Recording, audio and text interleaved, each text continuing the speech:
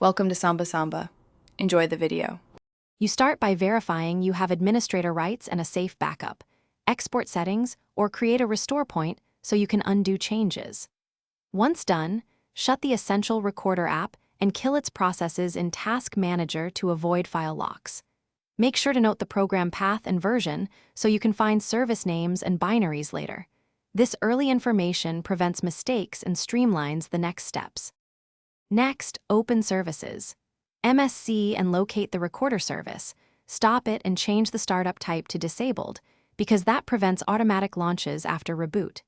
Then check Task Scheduler, the startup folder, and registry run keys to remove or disable any scheduled tasks or auto-start entries. This cuts all reactivation paths. Finally, rename or relocate the executable if permissions. To finish, reboot and verify the recorder remains inactive and no processes reappear. This confirms success.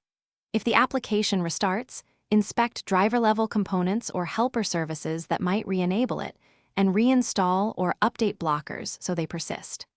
One key troubleshooting tip: if changes cause instability, immediately use your restore point or import the registry backup you made earlier to revert. Doing so restores system integrity while you reassess safer, alternative removal methods.